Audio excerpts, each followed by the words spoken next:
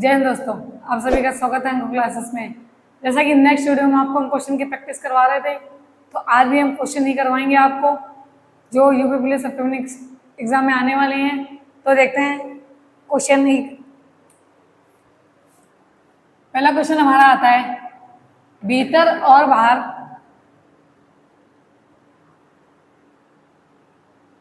भीतर और बाहर यह किस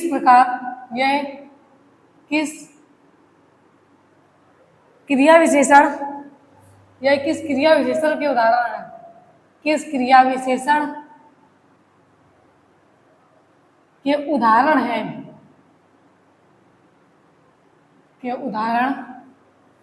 है? तो भीतर और बाहर ये किस क्रिया विशेषण के उदाहरण है? तो ऑप्शन देखते हैं। ऑप्शन पहला आता है हमारा रीतिवाचक, दूसरा था हमारा स्थानवाचक,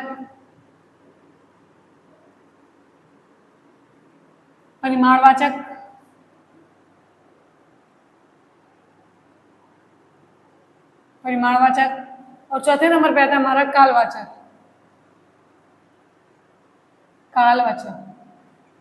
तो भीतर और बाहर ये किस क्रिया विशेषण का उदाहरण है? तो हमारा आता है स्थानवाचक। ऑप्शन आएगा बी, स्थानवाचक। भीतर और बाहर, तो अंदर और बाहर ही तो कर रहे हैं ना, तो स्थान का परिवर्तन हो रहा है, तो हमारा स्थानवाचक। क्वेश्चन दूसरा आता है हमारा, दूसरा क्वेश्चन है, फेंक कर चलाया जाने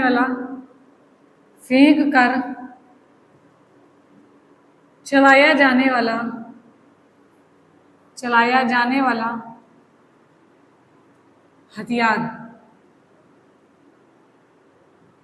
फेंक कर चलाया जाने वाला हथियार वाक्यांश के लिए एक शब्द। वाक्यांश के लिए एक शब्द। फेंक कर चलाया जाने वाला हथियार, तो ऑप्शन ए आता है हमारा गुलेल,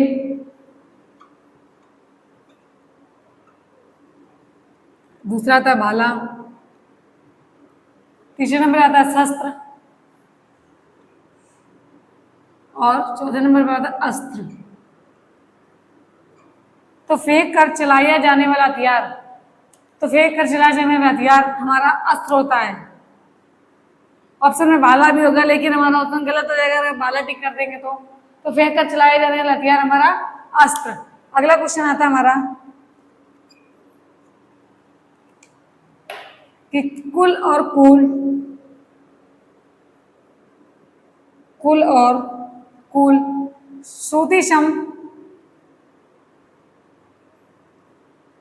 श्रुतिशम भिन्नार्थक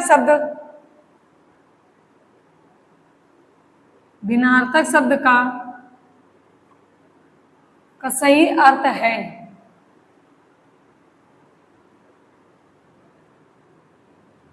श्रुतिशम भिन्नार्थक शब्द का सही अर्थ है, तो ऑप्शन ए आता है हमारा कि शीतल और किनारा।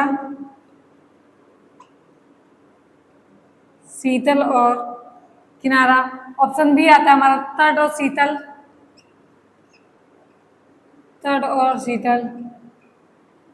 ऑप्शन सी आता है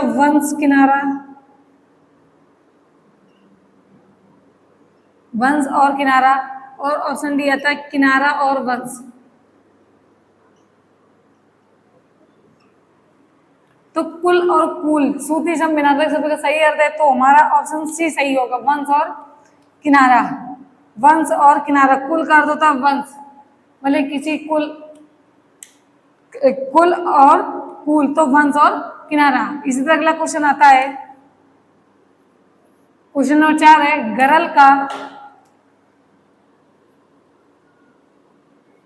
गरल का विलोम शब्द है। गरल का विलोम शब्द है, तो ऑप्शन ए है हमारा अधा,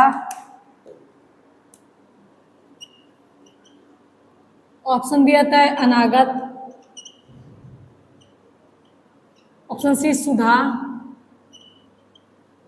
और डी नंबर पे आता है हमारा सजल।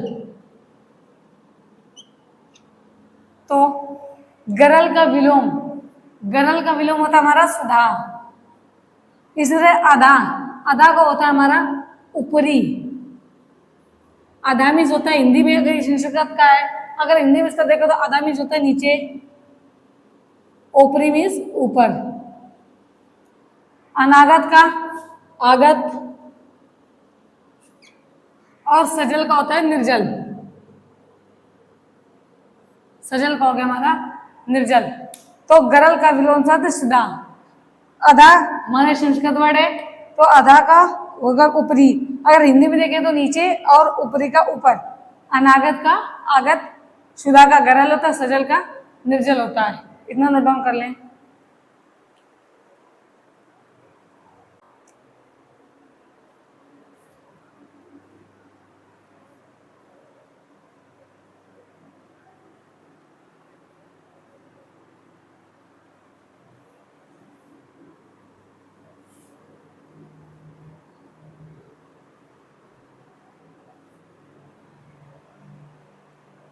तो अगला क्वेश्चन आता है हमारा,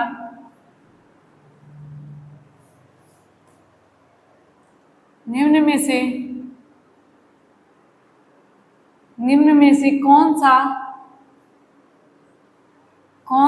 तत्सम रूप है? निम्नलिखित में से कौन सा तत्सम रूप है? तत्सम रूप है। तो ऑप्शन देखते हैं। ऑप्शन पहला आता है हमारा गोधूम,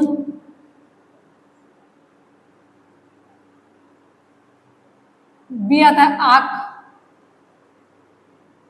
पहला था गोधूम, आक, कढ़ा, और ऑप्शन डी आता है हमारा चितेरा, चितेरा। तो निम्न में से कौन सा हमारा तत्सम रूप है? तो तत्सम रूप हमारा गोधूम। गोधूम में से होता क्या है? गेहूं। गोधूम में से होता हमारा गेहूं। अगला क्वेश्चन आता है हमारा कि परमेश्वर निम्न कौन संधि है? परमेश्वर में कौन सी संधि है? कौन सी संधि है? परमेश्वर में कौन सी संधि है? तो ऑप्शन आता है पहला हमारा दीर्घ संधि, ऑप्शन ए आता है दीर्घ संधि, दूसरा था गुण संधि,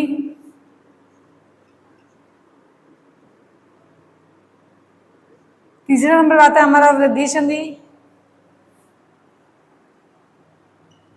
वृद्धि संधि, लास्ट ऑप्शन में बचता है यड़ संधि। तो परमेश्वर में कौन सी संधि है? तो परमेश्वर में बताएं तो हमारी गुण संधि है। परमेश्वर में हमारी गुण संधि है। अगला क्वेश्चन आता है हमारा निम्नलिखित में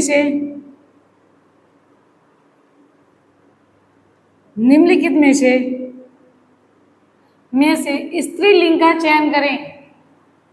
स्त्रीलिंग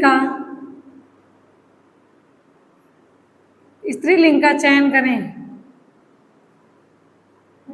निम्नलिखित में से स्त्रीलिंग का चयन करें तो ऑप्शन हमारा ए आता है अनार, ऑप्शन बी आता है चना, प्याज और मोती। तो निम्नलिखित में से स्त्रीलिंग का चयन करें तो स्त्रीलिंग शब्द कौन सा है? अनार हमारा होता है, तो ये हमारा पुल्लिंग है। चना भी होता है ना कि होती है? मोती होता है। प्यास लगती है हमको ना कि लगता है, तो हमारा प्यास हमारा स्त्रीलिंग शब्द होगा। अगला हमारा क्वेश्चन आता है, अगला क्वेश्चन देखते हैं। तो वाक्यांश के लिए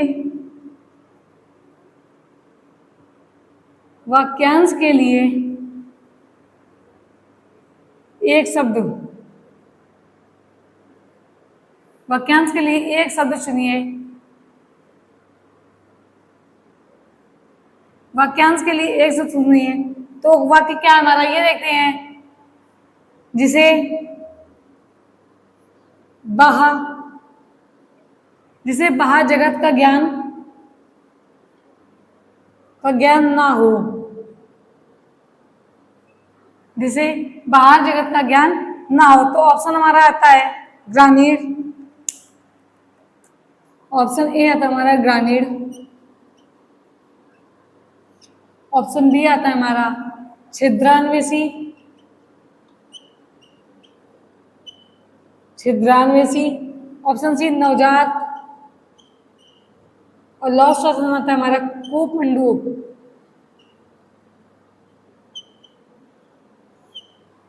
कूपमंडूक। तो वाक्यांश के लिए एक शब्द चुनिए तो जिसे बाहर जगत का ज्ञान ना हो, तो उसे हम क्या कहते हैं? कूपमंडूक। ऑप्शन डी हमारा सही, कूपमंडूक मतलब कि सीमित ज्ञान। एक कुएं का मेढक होता है तो वो इतना ही जानता है कि कुएं में रहता है, वो बाहर का ज्ञान नहीं जानता है। तो इसका ऑप्शन सही होगा कूपमंडूक। इतना नोट डाउन करें।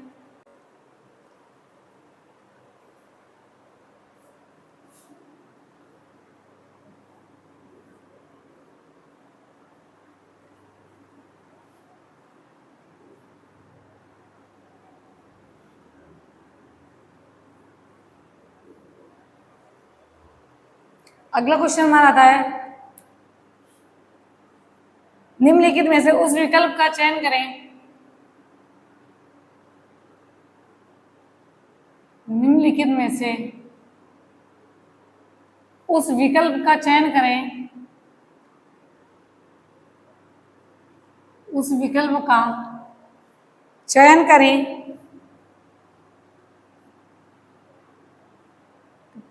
निम्नलिखित में से उस विकल्प का चयन करें जो अपना उल्लू सीधा करना,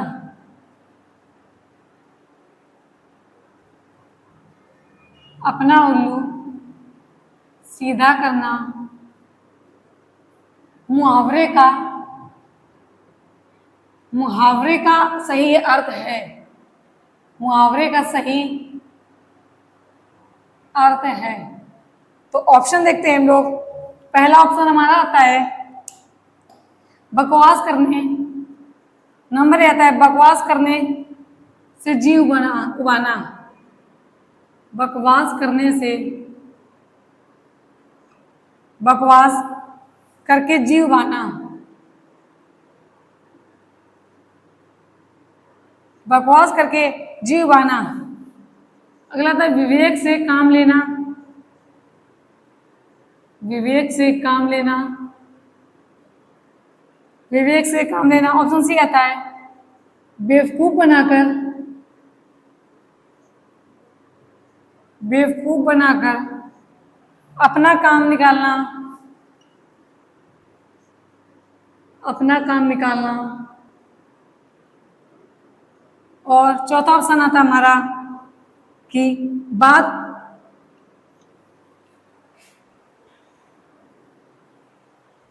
बात सुनकर ध्यान न देना, बात सुनकर ध्यान न देना,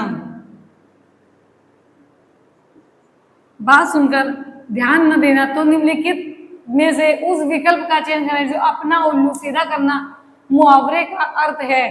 तो पहला होगा बकवास करके जीव उबाना, ये तो इसका अर्थ नहीं हुआ। विवेक से काम लेना, ये भी गलत हो गया। बात सुनकर ध्यान न देना, ये तो अनसुनी करना होगा ना। तो बेवकूफ बनाकर अपना काम निकालना तो अपना उल्लू सीधा करने का अर्थ यही हुआ। अगला क्वेश्चन हमारा आता है शोभा से रोटी नहीं खाई गई, नहीं खाई गई। वाक्य में कौन सा वाच्य है?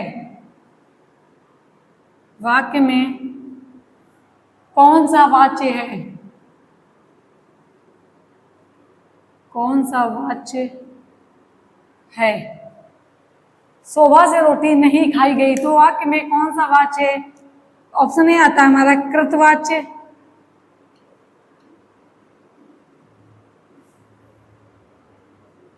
ऑप्शन बी आता है हमारा भाववाच्य, ऑप्शन सी कर्मवाच्य,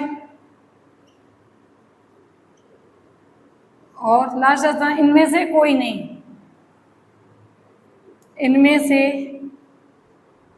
कोई नहीं। तो शोभा से रोटी नहीं खाई गई, वाक्य में कौन सा वाच्य है? तो ये हमारा हो गया भाववाच्य।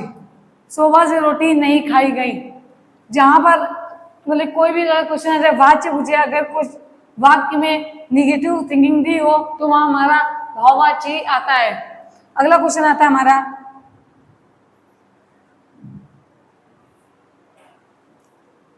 निम्न में से कौन सा शब्द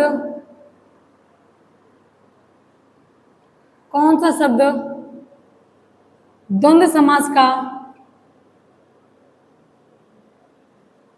समास का उदाहरण है? द्वंद्व समास का उदाहरण है। तो ऑप्शन ए आता है हमारा देवासुर,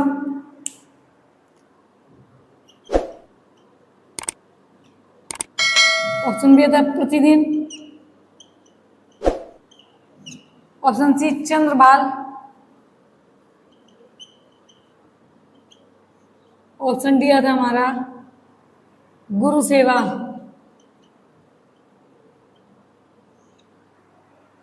गुरु सेवा। तो निम्न में से कौन सा द्वंद्व समास है? तो देवासुर। देवासुर हमारा द्वंद्व समास है। प्रतिदिन हमारा अव्ययभाव समास है। गुरु सेवा, तो अगर तोड़ के देख गुरु के लिए सेवा, तो ये हमारा तत्पुरुष समास में पहुंचेगा। इसी तरह चंद्रभाल, चंद्र के लिए भाल, तो ये हमारे तत्पुरुष समास हो गए। प्रतिदिन हमारा अव्ययभाव समास हुआ और देवासुर हमारा द्वंद्व समास। द्वंद्व समास कैसे? देवासुर का अर्थ होता है देव और आसुर, ये हो गया हमारा द्वंद्व समास। इतना नोट डाउन करें।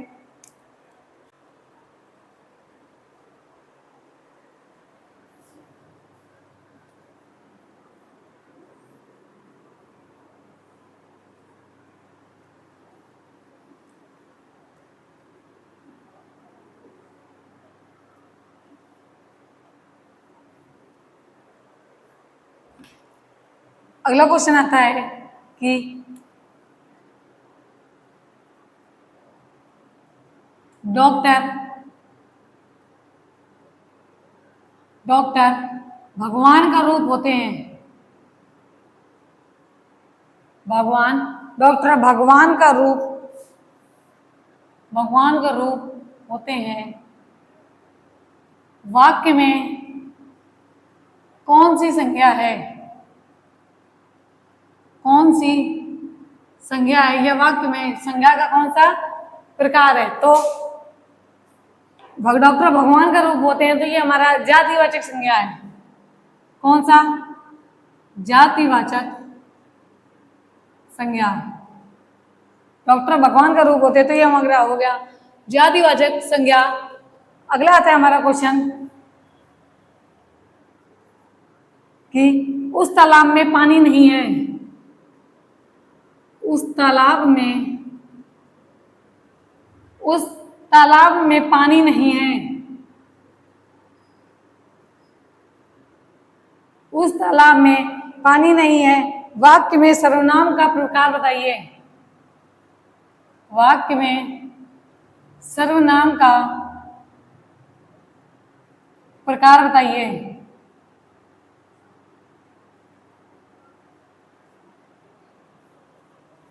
उस तालाब में पानी नहीं है, वाक्य में सर्वनाम का प्रकार बताइए। तो कौन सा होगा सर्वनाम हमारा? देखते हैं। उस तालाब में पानी नहीं है, वाक्य में सर्वनाम का प्रकार बताइए। तो ऑप्शन आता है हमारा पुरुषवाचक सर्वनाम, दूसरा आता है निश्चयवाचक, नंबर 3 अनिश्चयवाचक,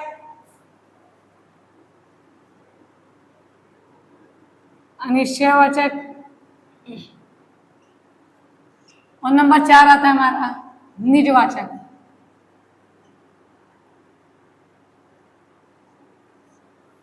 निजवाचक। तो उस तालाब में पानी नहीं है, तो वाक्य में कौन सा सर्वनाम का प्रकार है? तो निश्चयवाचक। निश्चयवाचक सर्वनाम है। निश्चयवाचक में जब स्वयं की बात करता है तो निश्चयवाचक कहता है। निश्चयवाचक में कोई कैसे भी आए तो निश्चयवाचक। पुरुषवाचक तो जानते ही होंगे। अगला क्वेश्चन हमारा आता है कि सौरभ जरा सी बात पर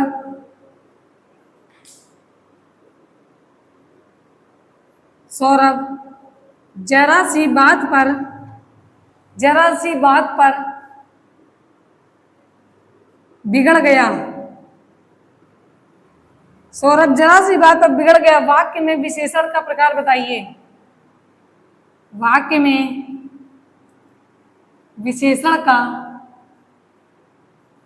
प्रकार बताइए।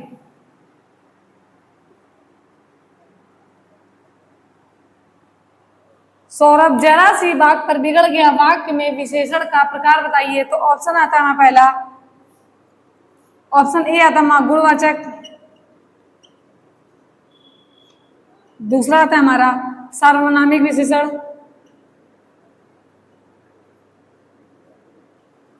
सार्वनामिक विशेषण। सी नंबर आता है परिमाण बोधक। परिमाण बोधक। और अब लास्ट ऑप्शन आता है हमारा संख्यावाचक। संख्यावाचक। तो सौरभ जरा सी बात पर बिगड़ गया। वाक्य में विशेषण का प्रकार बताइए। तो जरा सी बात पर बिगड़ गया तो हमारा क्या परिमाण बोधक। जरा सी बात पर बिगड़ गया तो परिमाण आ रहा है ना, तो परिमाण बोधक होगा हमारा। अगला क्वेश्चन हमारा आता है कि अभिराम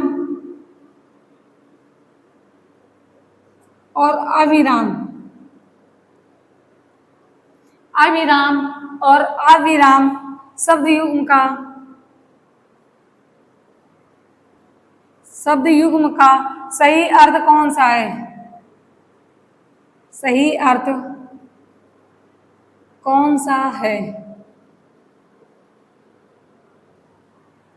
अभिराम और अविराम का के शब्द युग्म का सही अर्थ कौन सा है। तो ऑप्शन ए आता है हमारा सुंदर और निरंतर। ऑप्शन बी आता है हमारा भलाई और बुराई। भलाई और बुराई। ऑप्शन सी हिंसा और खराब अन्न।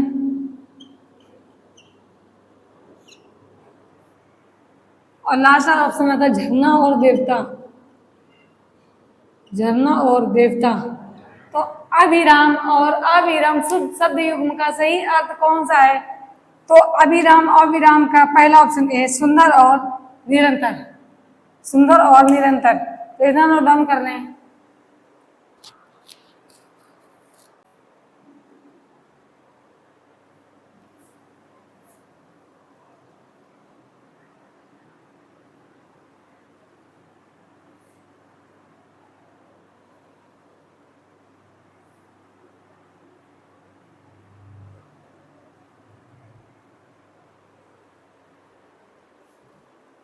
अगला क्वेश्चन हमारा आता है कि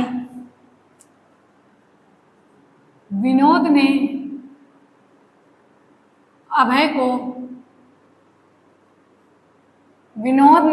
को गाड़ी दी। वाक्य में विनोद ने अभय को गाड़ी दी। वाक्य में कौन सा कारक है। वाक्य में कौन सा कारक है। वाक्य में कौन सा कारक है। तो ऑप्शन ए आता है हमारा कर्म कारक। बी आता है करण कारक। ऑप्शन सी आता है संप्रदान कारक। संप्रदान कारक। और ऑप्शन डी आता हमारा अधिकरण कारक। अधिकरण कारक। तो विनोद ने अभय को गाड़ी दी। वाक्य में कौन सा प्रकार है। कर्म कारक, करक कारण, संप्रदान कारक या अधिकरण कारक। तो ऑप्शन सी हमारा सही होगा, संप्रदान कारक। अभय ने, विनोद ने अभय को गाड़ी दी, तो संप्रदान कारक हुआ। अगला क्वेश्चन हमारा आता है कि पक्षी आकाश में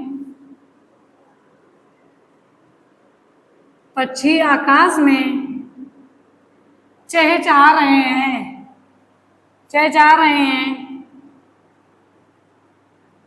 रहे हैं, वाक्य में कौन सा काल है?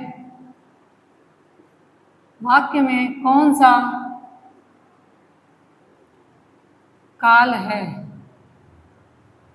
पक्षी आकाश में चहचहा रहे हैं, वाक्य में कौन सा काल है? तो ऑप्शन आता है पहला हमारा पूर्व वर्तमान, ऑप्शन बी आता है हमारा अपूर्व वर्तमान काल, अपूर्व वर्तमान काल, ऑप्शन सी आता है हमारा संभाव्य वर्तमान काल,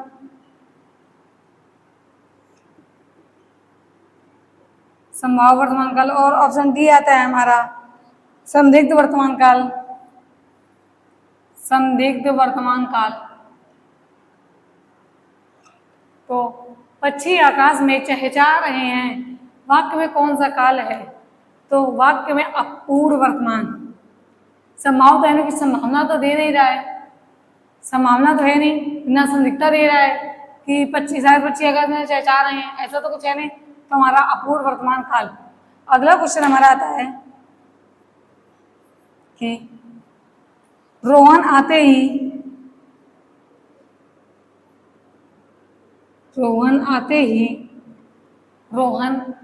ही खेलने लगा,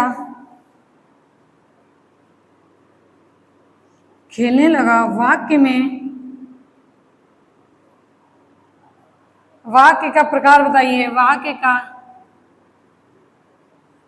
प्रकार बताइए। रोहन आते ही खेलने लगा, वाक्य का प्रकार बताइए। तो ऑप्शन ए आता है हमारा सरल वाक्य,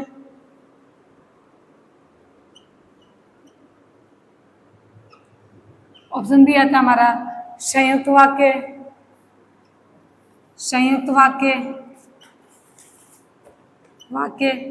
ऑप्शन सी आता है मिश्र वाक्य, और ऑप्शन डी आता है इनमें से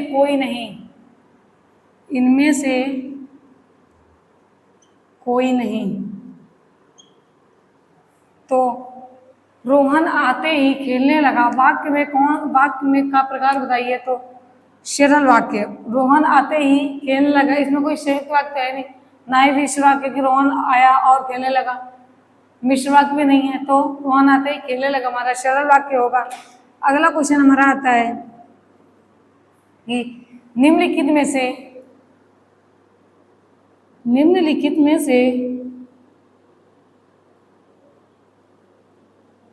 से इंद्राणी का पर्यायवाची बताइए। इंद्राणी का पर्यायवाची बताइए। तो निम्नलिखित में से इंद्राणी का पर्यायवाची बताइए। तो इंद्राणी का पर्यायवाची होगा पुलोमी, इंद्राणी का पर्यायवाची पुलोमी। तो इतना नोट डाउन कर लीजिए, फिर बताएं आगे।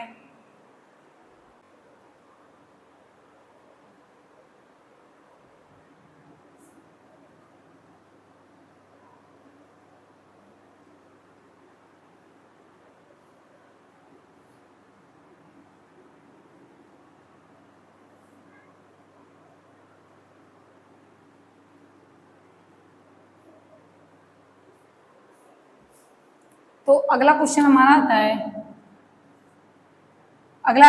प्रतिभर कटीले के थे, प्रतिभर कटीले के थे, प्रतिभक कटीले के थे, काटी काहीं।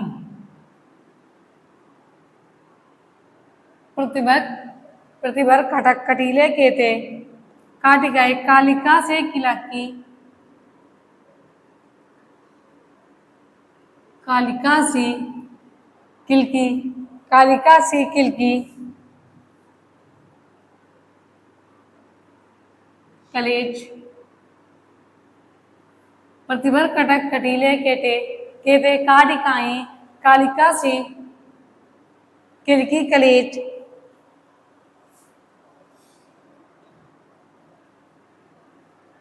कले दलिकाल,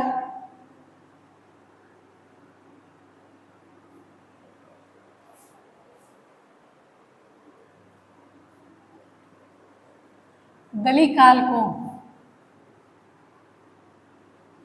दली काल को, तो वाक्य में कौन सा रस है, वाक्य में कौन सा रस है, वाक्य में कौन सा रस है, तो ऑप्शन आता है हमारा करुण रस,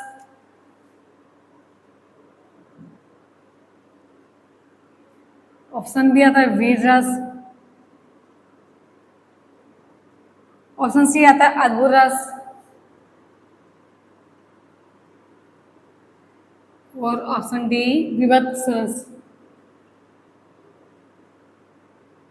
वीर रस। तो ये हमारा ऑप्शन होगा, ये हमारे वीर रस का उदाहरण है।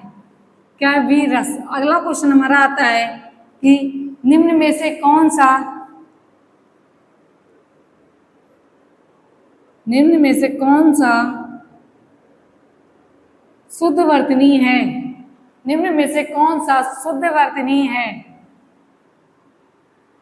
शुद्ध वर्तनी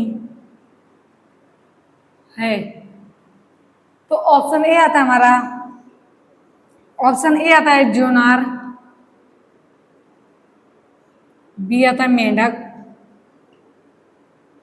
ऑप्शन सी आता है पिंजड़ा,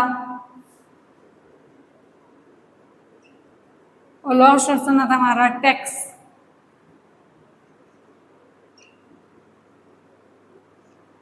तो निम्न में से कौन सा शुद्ध वर्तनी है, तो ऑप्शन ए ज्योनार, ज्योनार हमारा शुद्ध वर्तनी है। अगला क्वेश्चन हमारा आता है कि पापी मनुष्य भी आज,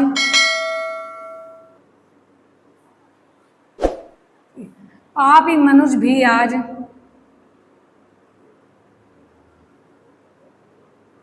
मुख से, पापी मनुष्य भी आज मुख से राम नाम निकालते, मुख से राम नाम निकालते,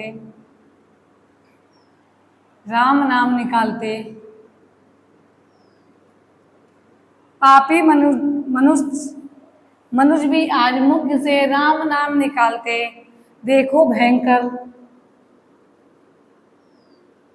देखो भयंकर भेड़िए भी,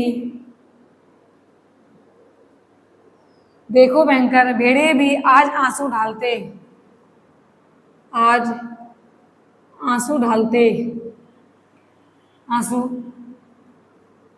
ढालते। तो वाक्य में, पंक्ति में कौन सा अलंकार है, कौन सा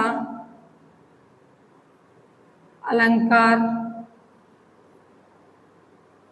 है, पंक्ति में कौन सा अलंकार है, तो ऑप्शन हमारा ए आता है कि उत्प्रेक्षा,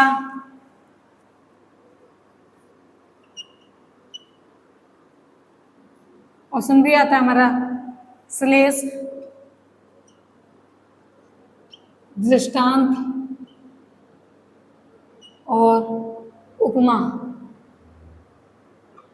तो पापी मनुष्य भी आज मुख से राम नाम निकालते, देखो भयंकर भेड़िए की आज आंसू डालते। तो वाक्य में कौन सा अलंकार है या पंक्ति में कौन सा अलंकार है, तो हमारा ये दृष्टांत अलंकार है, ये हमारा दृष्टांत अलंकार है, इसे नोट डाउन कर लें।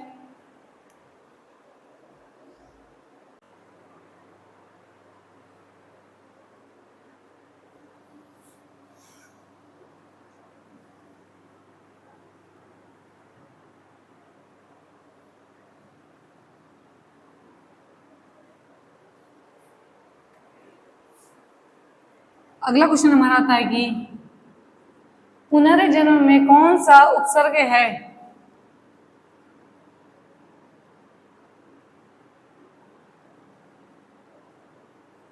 पुनर्जन्म में कौन सा उपसर्ग है?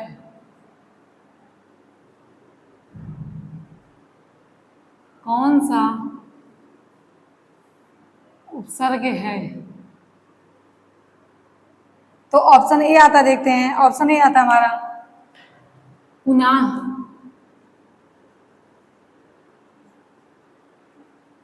बी पुनः,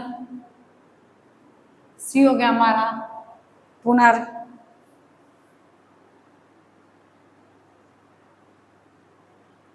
पुनः, पूर्ण, पुनर्, और आ गया है हमारा एक फिर से। तो पुनर्जन्म में कौन सा तो उपसर्ग है? तो तोड़ेंगे तो पुनर्प्लस जन्म, पुनर्प्लस जन्म, तो हमारा ऑप्शन सी सही होगा। 24 अगला क्वेश्चन हमारा आता है कि चिकनाहट में प्रयुक्त प्रत्यय बताइए। चिकनाहट में प्रयुक्त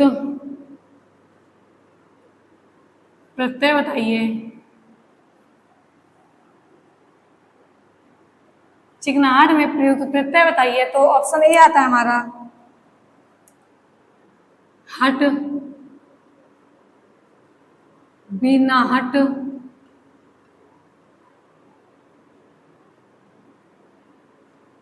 सी आता है आहट,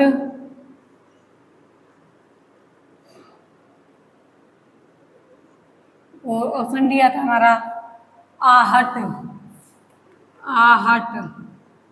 तो चिकनाहट में प्रयुक्त प्रत्यय बताइए। चिकनाहट में प्रयुक्त प्रत्यय हमारा आहट, चिकन प्लस आहट, तो चिकनाहट, तो हमारा ऑप्शन डी सही होगा। अगला क्वेश्चन हमारा आता है, अगला क्वेश्चन है निम्नलिखित में से कौन सा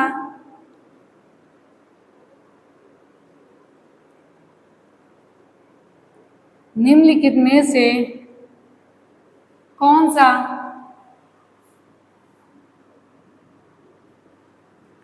एक वचन और बहुवचन का शब्द, बहुवचन का शब्द युग्म सही नहीं है? सही नहीं है। तो ऑप्शन ये आता है हमारा नीति, नीति और नीतियां। ऑप्शन बी आता है गरीब और गरीबों, गरीबों। सी आता है घोड़े, घोड़ा और घोड़े, और ऑप्शन डी आता है हमारा अबला और अबलाएं, अबला और अबलाएं। तो निम्नलिखित में से कौन सा एक वचन और बहुवचन का शब्द युग्म सही नहीं है? तो गरीब और गरीबों, नीति का नीतियां, घोड़ा का घोड़े, और अबला का अबलाएं होता है। इसी तरह अगला क्वेश्चन हमारा आता है वाक्य में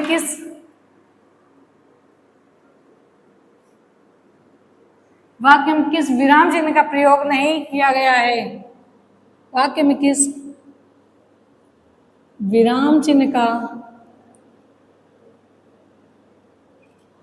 का प्रयोग नहीं किया गया है?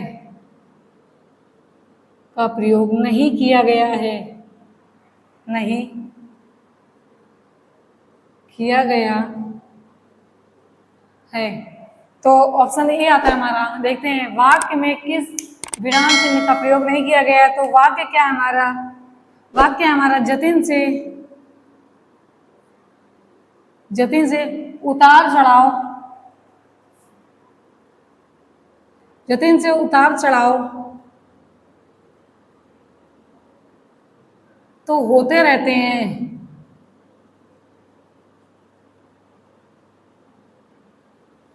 तो ऑप्शन ए था हमारा जतिन से उतार चढ़ाव तो होते रहते हैं। ऑप्शन ए था अर्धविराम,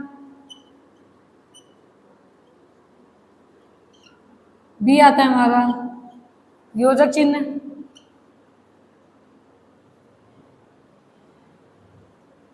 योजक चिन्ह, निर्देशक चिन्ह,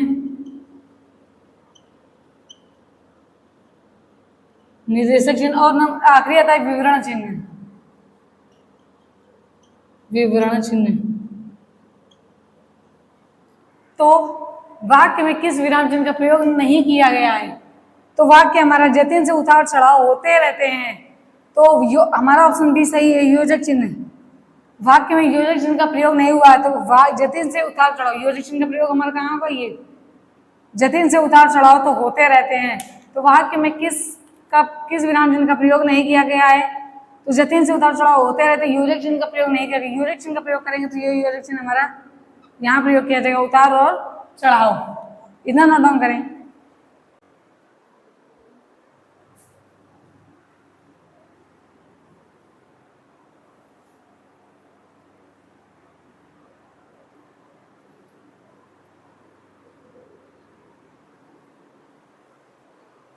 अगला क्वेश्चन आता है हमारा कि अंबर का अनेकार्थी शब्द,